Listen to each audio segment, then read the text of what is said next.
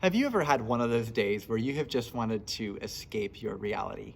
Like, for whatever reason, it's been a particularly rough day or season, and you just need a break from reality.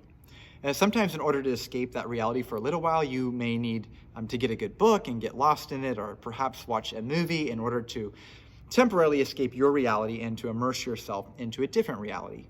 Well, as we all know, whatever temporary reality that we are able to escape, it only lasts for a short time until the book is over, until the movie ends, until the kid screams, until the phone goes off, or any number of things. Well, in our passage today, Paul is offering us an opportunity to escape, but in a slightly different manner. What if what we really need is not an escape from reality, but an escape to reality?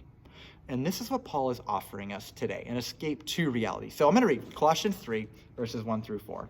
Since then you have been raised with Christ, set your hearts on things above, where Christ is seated at the right hand of God. Set your minds on things above, not on earthly things, for you died, and your life is now hidden with Christ in God. When Christ, who is your life, appears, then you also will appear with him in glory. So what Paul is describing here is actually more real than anything else. What Paul is encouraging us to do is not to live in our temporary realities independent of our permanent realities. The reality Paul is describing has significant power to alter our perspective and effectiveness by which we live out our temporary reality.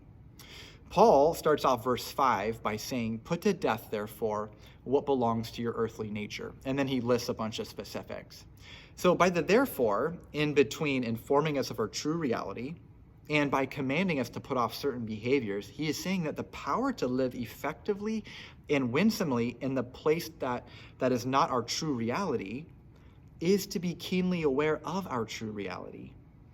Hey, when you go on a trip somewhere without your family or close friends or someone you love, just because they are not there doesn't mean they're not real, right? They're just as real as they've ever been. Well, what do you do when you're apart from that reality, right? You call them or you text them, you think about them. Like, your physical absence from that reality, it doesn't make it any less real. And in fact, it becomes more real when you make the effort to bring that reality to mind by calling them and thinking about them. So if that's the case with our temporary reality, why wouldn't we actively do the same with our permanent reality? Right? That's what Paul is after. Set your hearts on things above, where Christ is. Set your mind on things above, not on earthly things. So it's going to take an effort to live out of our true reality, but it's an effort well worth making. So here's what I want to encourage you in order to make this a little more tangible for us. I want to just encourage you to spend 10 or 15 minutes meditating and reflecting on the first 4 verses in Colossians 3, and allow that to be a means in which God enables you to escape to your actual reality.